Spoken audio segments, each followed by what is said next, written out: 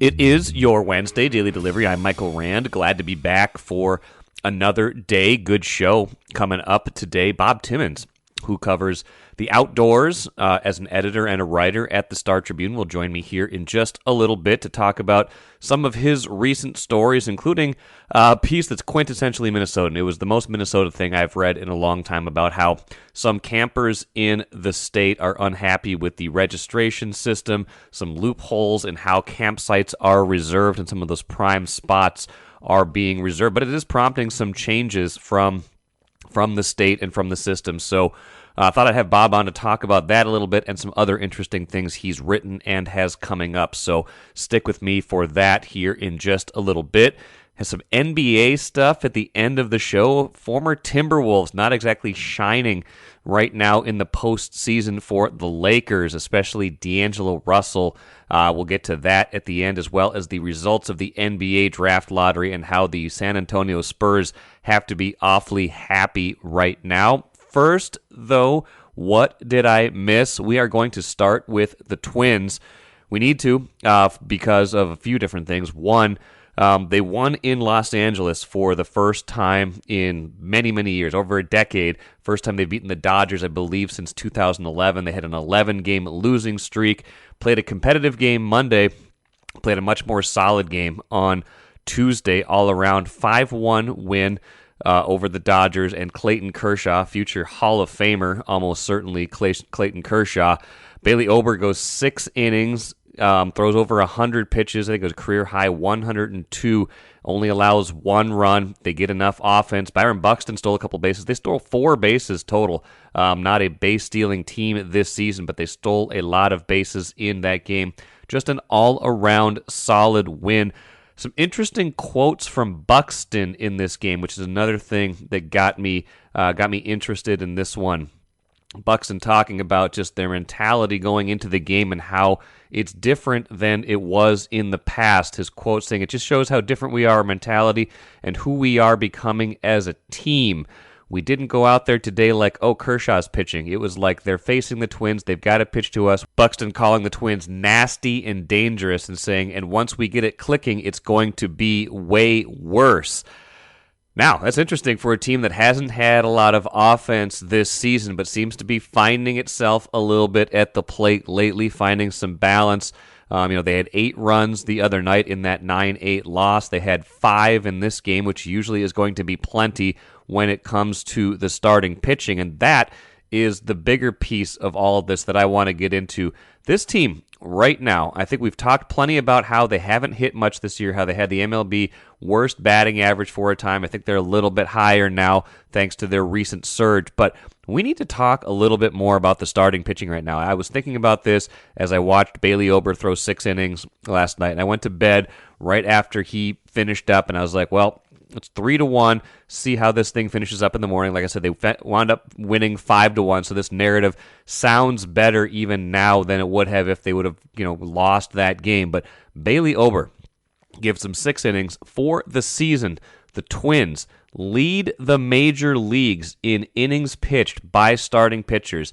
A complete change from a year ago when there was all this talk of Chris Archer going 4 innings, Dylan Bundy going 5 innings, even some of their other starters getting lifted early sometimes, guys like Sonny Gray, guys who maybe wanted to pitch more. The narrative last season was that they were going to pull guys at a certain point through the rotation or through the batting order and not let them go any deeper, and it caught up to them because the bullpen wasn't great and they ended up wearing down towards the end of the season. That is completely different this season, both in terms of philosophy and in terms of quality. Not only do they lead the majors in innings pitched by starting pitchers, 244 and 1/3, and that's also leading the majors in innings pitched per game by starting pitchers.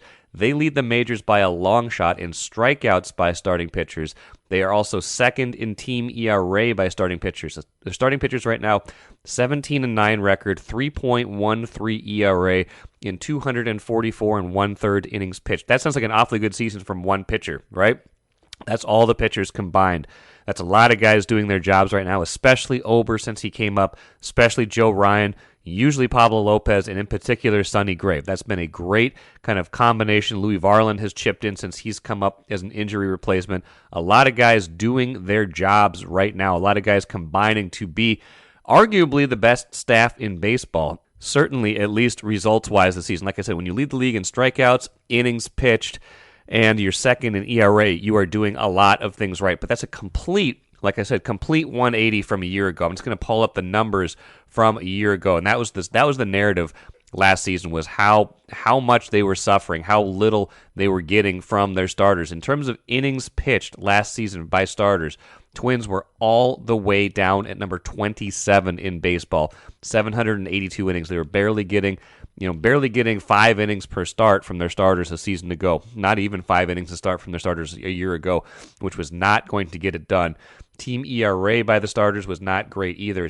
Wasn't quite as bad as it wasn't quite as bad as the innings pitched, but the team ERA by starters was still down 4.1 when they were 20th in starting pitching ERA. So just the fact that they have added Pablo Lopez, getting another year of Joe Ryan, Sonny Gray has been consistent and healthy this season, and that the back part of the rotation with Bailey Ober and Louis Varland solidifying things, and they coming in and replacing Tyler Mahle and Kenta Maeda, that has been such a such a key to this season. Obviously, not to understate it, not to overstate it, but properly state it, that this is the identity of this team. And now if Buxton is right, if they are on the verge of figuring this out from a hitting standpoint, like I've said before, even if they can just get a little bit more hitting like they have been lately, they will be dangerous. They will be, like he said, a team that can be reckoned with. And the final point on this, and I've made this before and I continue to make this because it continues to be a storyline, last season, previous seasons, a lot of previous seasons, they were not competitive against some of the best teams in baseball. This year, they've beaten the Astros. They've beaten the Yankees. More on the Yankees in a minute. They've beaten the Dodgers now once. They took 2 or 3 from the Padres. They're playing competitively, winning at least half the time against the really good teams in baseball. And that's going to serve them well because the AL Central is not good. Nobody else in the AL Central above 500 right now. I saw a comparative stat the other day that against teams not in their own division, the AL Central is by far the worst in baseball. Like everybody in the AL East is playing at like 100 win pace combined. Everybody in AL Central outside the division is playing at like 100 loss pace. So it's not a great division, but the Twins at least have been good enough outside of their own division to be competitive, to not just be beating up on the bad teams in their division. Now, got to get back to the Yankees here for a second, because one more difference about this team with the Twins. They called out Domingo Germán about a month ago when they were playing the Yankees for believing that he was cheating. He gets ejected from Tuesday's game for having illegal substance on his hand. Yankees embroiled in all sorts of controversy right now. The Blue Jays insisting that Aaron Judge was maybe the beneficiary of sign stealing the other day, and that he was glancing into the dugout to get signs. Yankees in a little bit of a free fall, a little bit of a controversy mode. Maybe the Twins were right about Germán, and that he should have been kicked out of that game a month ago. He finally got kicked out of a game Tuesday, likely to face a 10-game suspension for having illegal substance. So Twins feisty this year, calling things out that they don't like, and more importantly, beating the teams that not only that they should beat, but the teams that they could be competing with if they get to the postseason. That is a difference from a year ago, and if you are a Twins fan, that has to give you a certain amount of hope compared to previous seasons. The most fundamental part of that is they seem like they maybe have a starting rotation, a starting pitching staff that can compete in the postseason, and maybe, just maybe, if and when they get to the playoffs, can snap that 18-game postseason losing streak. Take a playcation to Mystic Lake. With 24/7 gaming, the good times never have to end. And you can satisfy your cravings at our restaurants and bars. Or relax in one of our luxurious hotel rooms. Those that play together, stay together. And don't forget to join Club M so you can spark new memories and bask in the rewards along the way. Follow the lights to Mystic Lake, where every day is play day. Good to have Bob Timmons back on Daily Delivery today. Excellent outdoors writer at the Star Tribune, outdoors writer and editor. And he's got a number of things that kind of caught my eye over the last week or so, and then something else he's got coming up. So I wanted to get him on and talk about all of those things. Bob, how you doing? Hey, Ramball. Good. Good to be on with you. Yeah, it's always good to have you on, and always, I read with interest. You had a piece, I think it was late last week, about the state park reservation system and how you had a nice phrase, "unhappy campers," in the, I think it was in the second paragraph. Just a play on words, but also true because it sounds like some people are frustrated with what's essentially a loophole in how you can reserve these kind of prime spots, right? Like we wait, through the winter. We enjoy our winter activities and stuff like that. But really, this is the prime time where people start to think about getting outdoors, staying overnight places. And sounds like there's a little bit of inequity, or at least a little bit of people exploiting a system of how the reservation system works. Maybe you can explain that for me a little bit more. Yeah, this is something that's been sort of bubbling for a while. Prior to 2016, the State Parks and Trails Division of the DNR kept a third of all state park campsites, overnight campsites, open Yeah. uh, for drive-ups. People making Yeah. decisions late, maybe even hoping to snag a site. Suddenly, they can go and their family can go. And the state park decided to go to 100% reservable beginning in 2016 in the hopes to fill more sites and encourage people to get out. And there was an uptick at that time in terms of overnight uses in the state park, system. There's 76 state parks and recreation areas in Minnesota. Well, that 100% reservable even then was met with disdain by some people. And in putting in that structure, there's now a 120-day window. So I could go on today and see what's available 120 days Right. out. But Yep. you also want to be planning ahead, knowing, especially if there's certain parks that you want to hit, knowing that weekends especially are in high demand. So now you've got what I wrote about essentially last week in terms of this, group of unhappy campers calling the DNR, emailing the DNR, posting things on the web, about distressed about the camping reservation system. Is You've got people going on, and there's a glitch in that interface. There's a glitch online which allows people to get in that 120-day window, but also lock up a site 14 days beyond that 120 days. So if you have the means, if you've got the money in some instances, and you want to lock up 14 days, people are doing that. And it's especially happening at up on the North Shore. And there certainly, as most people who camp would know, the North Shore is the center of action when people want to camp by and by in Minnesota. They go to the North Shore, they go to Tetagooch, they go to Temperance River, Gooseberry, Split Rock. These are the parks that are traditionally sought out. And so people are locking up these prime days through the summer at these prime parks. And so you just and there's instances where campers aren't necessarily canceling those days. It's the equivalent of just squatting. This is an issue that also goes on with the boundary waters, people locking up entry points and then not going back and releasing those, and then sometimes they just go unoccupied. Well, that's what's happening. There's sites that have gone unoccupied at times, and the state's trying to figure out how can we notify people better if things become available. And now the state, sorry to talk so much, Mike. No.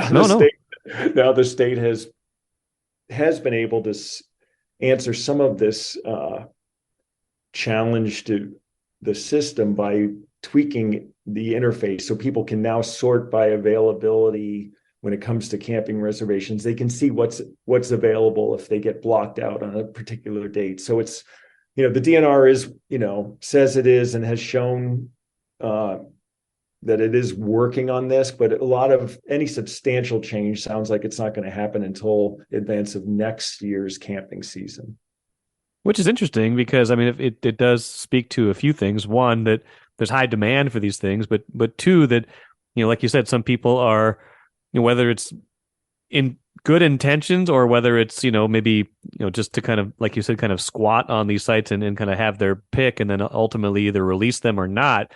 It shows that there's a certain amount of demand, like you said, especially for these North Shore spots. And it struck me as like this quintessential Minnesota thing to get upset about. Like we don't have the right access to our campsites. Like I can't imagine a lot of other places where this is going on, but it's true. Like I would be, if I was trying to get in some place, and I've camped a fair amount of times, not as much maybe lately. Our kids are a little bit, little right now. I think we'll probably get into that a little bit more as they get a little bit older, kind of resume that. But I do remember the old system where, right, there was a third of them that were kind of wide open and you could kind of try to get some last minute. But even in trying to plan some stuff, months in advance, you do find a lot of stuff that's completely booked, and that's problematic, right? Oh yeah. Yeah. I think and especially when, if you really want to dig in, that most people, there are people who are gaming, planning things way out, got my outdoors calendar sort of filled in January, what I'm going to do the entire year. But most people in general aren't planning that far out. And so now you run into this sort of barrier, over time, so what do you do with that? Well, there are a lot of options. There's other places to camp. There's, I think the state forests are sort of an untapped resource in that regard. There's the Finland State Forest up where Tetegooch is located, has at least 2 campgrounds, which are also first come, first serve, and a smaller, relatively cheap reservation fee. Now you're also taking the chance of getting up there and not getting a site because it is a popular area. But, Finland's sort of just one example of, there are, you can even disperse camp too, as long as you're abiding by the rules about fires and leave no trace and things like that. You could throw up a tent in a spot of a state forest, as long as you're following the guidelines. So there are other options. There are other options, up along the North Shore, if you're willing to do a little work and it sort of meets where you are. I realize there's certainly, if you've got a young family, and there's some great amenities. That's part of the thing too, is many people like the Wi-Fi, and they want the electric. The RV market's gone bananas, and that's why the state park system is trying to adjust to that too. How are they finding out? Last thing on this, and I want to move on to some other stuff. How are they finding out that there's more people that are upset about this? Is this they're getting calls about it? Is it social media? How are these kind of complaints coming to the forefront? Yeah, I think it's mainly, my understanding is it's mainly been calls to the DNR and emails,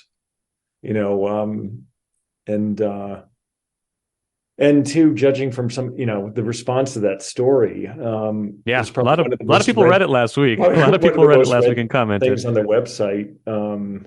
Just because, like you were saying, it strikes a nerve. I think there's we always think about how, Mike, we've talked about, there's a bit of a pandemic element even now to this. Yeah. With such a surge to find refuge in the outdoors, and that was reflected in camping, RVing, hiking, all these sorts of things that the state parks are so intimately in part of. And so I'm sure pulses were pretty high during the pandemic, knowing that North Shore was blocked in once the parks actually did come back online, because there were, the pandemic and health precautions were affecting even camping use at parks too at the time. So, yeah. I'm sure Minnesotans make no bones about expressing their displeasure, especially when they find something to be inequitable, and especially when you're taking away precious outdoor time in the summers. That's not the only thing you've been working on, though. Talk me through a couple of your other more recent stories that we should know about. Yeah, thanks. Well, one this week that went up online Sunday is an interesting, we've written a lot about the popularity of mountain biking in Minnesota, and how, the level of trails and the level of interest just continues to go up, and especially across northern Minnesota. I mean, from Detroit Lakes up into Duluth, up onto the shore, you've got these facilities that are, as they like to use these terms in the mountain biking building industry of like purposely built. Well, you've got like professional level facilities like Split Rock Wilds and others that are going in. And so now I did a story, again, like I said, went online Monday. The state has already paid attention to this, and they've seen what recreational tourism can do to places like Cuyuna Country on the range, up near Brainerd. 130,000 riders hitting that recreation area just to ride, not to mention the 500,000 who went up there to paddle and do all sorts of things a few years ago. And that means money coming into a region that has transformed Crosby, Ironton, and those communities. Well, now the state is really paying attention, and a commission that represents several park districts or across the state, called the Greater Regional Minnesota Parks and Trails Commission, has come out with the equivalent of like a playbook, like the guide to building trails in Minnesota. And I think just by the state doing that shows that it recognizes that state, mountain biking trails, it doesn't need to be Cuyuna sized. It could be, it could transform a small community by putting a 2-mile trail behind a school. They want to give a guide to say, if you think, because they were getting a lot of inquiries from all parts of the state, especially up north, about, hey, we want to do a trail. And heretofore, it's all been very volunteer based. And what that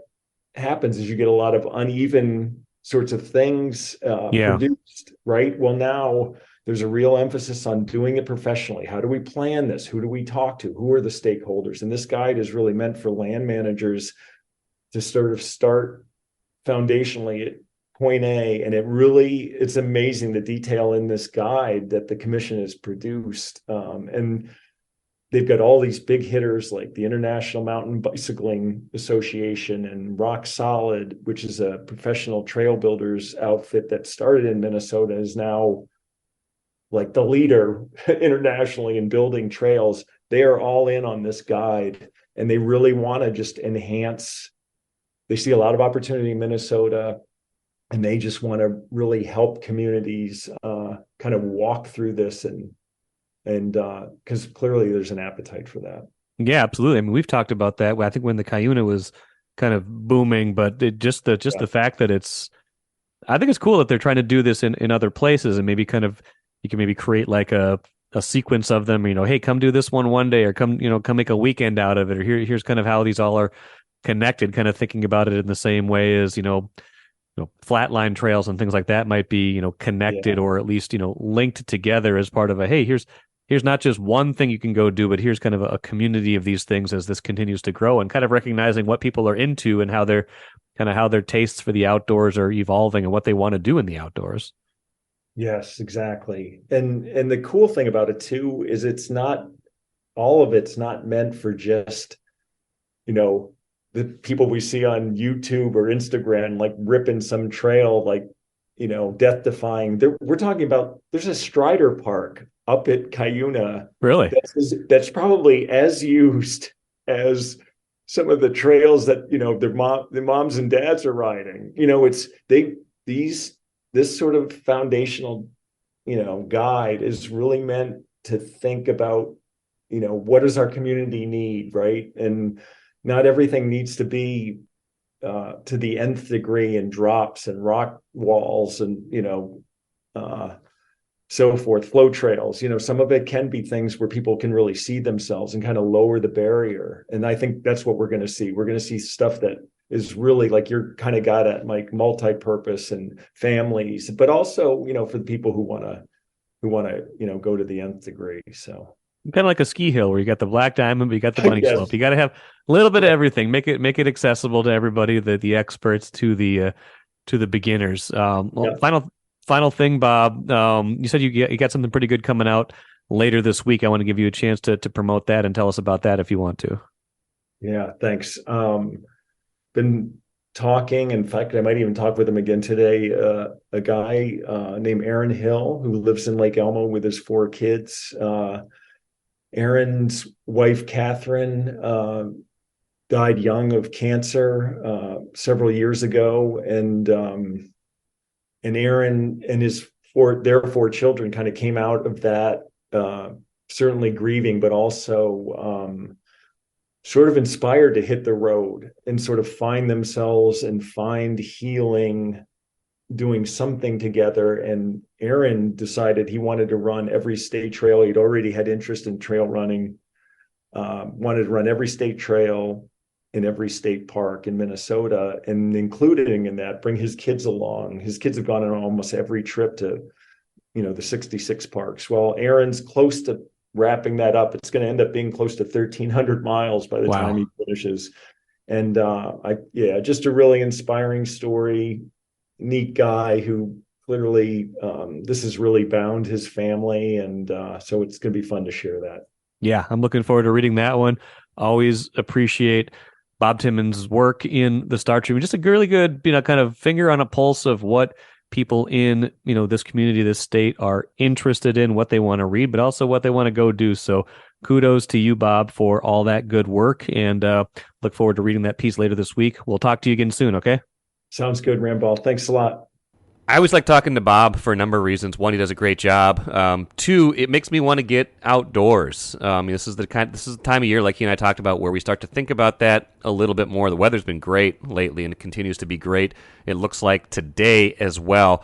I've talked about, we have fairly small children. They're 9, 6, and 3 right now, but they're getting to be that age. The 3-year-old's old enough now where I think we can maybe start thinking about camping again and things like that, getting outdoors.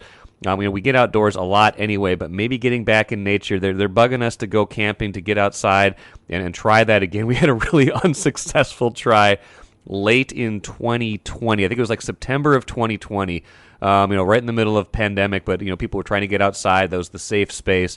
My son was like, 8, 9 months old.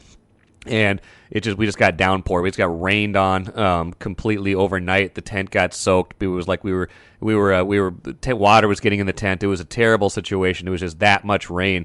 The tent it's a good tent. I'm not saying it was a bad tent. The rain was just coming in. There was nothing we could do about it, or at least nothing we thought we could do about it. So we had to bail after one night and come home.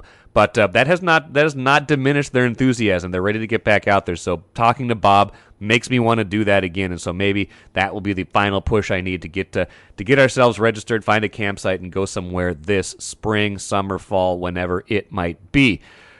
Let's finish with the cooler. A couple NBA things. One, Nuggets beat the Lakers in Game 1 of the Western Conference Finals. Lakers pretty sure they will be better in Game 2. A lot of the narrative coming out of that game, how the Lakers didn't play well in the first half, but found something in the second half, had a chance to tie late, but a LeBron three-pointer was off. So Nuggets take Game 1. More to the point, D'Angelo Russell was a minus 25 in this game. Jared Vanderbilt did not start. And Malik Beasley has been a DNP in a lot of these playoff games. So a lot of these former Wolves not exactly excelling, to the point where there are whispers now that D'Angelo Russell could lose his starting spot. ESPN saying multiple team sources told ESPN that there would be concerns that the team could, quote, lose D'Angelo Russell if he views the adjustment to a bench spot as a demotion after starting every other game this postseason. Talking about maybe putting Dennis Schroeder back into the starting lineup and benching Russell. Did not have a good game in Game 1. Has not been great in a lot of these postseason games. Familiar to the Timberwolves, who see a hot and cold D'Lo a lot of the way along this year. Interesting. A lot of the talk at the beginning of, at the end of the regular season, the beginning of the playoffs, was how much those former Wolves players were bolstering that rotation. And I'm sure that's still the case to a certain degree, helping their depth, but not getting a lot from those former Wolves right now. And Russell's the one that's still playing the most, but he had a really brutal Game 1. We'll see if he's able to rally, and we'll see what his role is with the team going forward. And Spurs win the lottery on on Tuesday night. Victor Wembanyama, the projected number 1 overall pick, perhaps the most anticipated number 1 overall pick since LeBron James 20 years ago. A French superstar in the making. He's 7'5", can handle the ball, can do all sorts of stuff. Just a generational talent. Plays like a point guard, but yes, been reported that he's with shoes on now. He's 7'5", just unstoppable to a certain degree when he gets in the right situation, but also thinks the game really well. So that, that could be another major boon for the Spurs. They've picked number 1 overall twice. They've picked 2 future Hall of Famers when they had those picks, David Robinson and Tim Duncan. It's been a long time. We can't accuse the Spurs of getting lucky in the lottery. It's been since 1997 since they had a number 1 overall pick with Duncan. So they've earned it. They got it, and that will be something for the West to contend with in years to come, and the Timberwolves to contend with for years to come, because the Spurs, not only coached by Popovich, an all-time legend, they have a lot of draft capital, a lot of young talent, including Wembanyama. So that will be something for the West to reckon with as the years go on. But they win that lottery. Wolves, of course, not in the lottery, not in the first round because of the Rudy Gobert trade. But at the very least, they did not have to sweat out the prospect of having that pick go to Utah on Tuesday night. That will do it for me today. A lot of Gophers softball stuff coming up on Thursday's show. I talked to Piper Ritter, head coach of the Gophers, the other day. Some other thoughts on the team as well as they head into regional play on Friday in Seattle, Washington. That'll do it for me today. Thanks so much for listening. Back at it again tomorrow.